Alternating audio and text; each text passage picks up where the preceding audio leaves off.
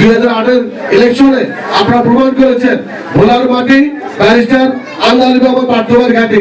এই ভোলায় 2008-এ যখন পার্থবা ইলেকশন করেছে আপনাদের শিবপুর থেকে বিপুল ভোটে তাকে নির্বাচিত করেছিলেন। আমরা বিশ্বাস করি একটু আগে কামাবে বলে গেছে এই শিবপুরের সবচেয়ে বড় সমস্যা হচ্ছে নদী ভাঙ্গন সমস্যা।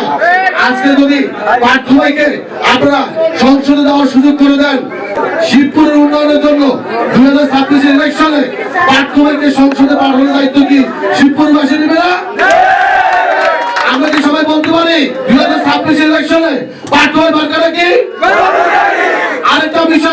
আরেকটা বিষয় যেটি গুরুত্বপূর্ণ, পার্থবাই কিন্তু ক্ষমতার নেতা নয়, পার্থবাই হচ্ছে জনতার নেতা।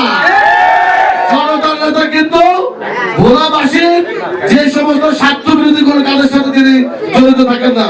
তার কোন আত্মীয় স্বজন টেন্ডারবাজির সাথে জড়িত ছিল না, তার কোন আত্মীয় স্বজন এই লুটপাটের সাথে জড়িত ছিল না। 17 বছর যারা লুটপাট করেছেন 2026-এর ইলেকশনে যখন পার্থবাই সংসদে যাবেন আপনাদের কিন্তু হাটের হাড়ি তখন কিন্তু ভাঙ্গা পড়বে। সুতরাং দুর্নীতিবাজ যারা লুটেরা সাবধান হয়ে যান, ভোলার সম্পদ দিয়ে ছিনিমিনি করবেন না।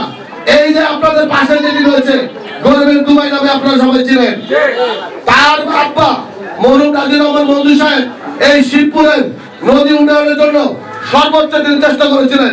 তৎকালীন বলে একটি কথা ছিল যে পরিমাণ বরাদ্দ মরহুম নাজির রহমান সাহেব দিয়েছিলেন ওই পরিমাণ বরাদ্দের টাকা যদি কয়েন করে নদীতে ফেলাও আমরা ফেলতে পারতাম তাহলে কিন্তু নদী ভাঙ্গন রোধ করতে পারতাম।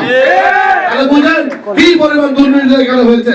সুতরাং আপনারা সবাই এখন দুর্নীতির কোনো সুযোগ হবে না।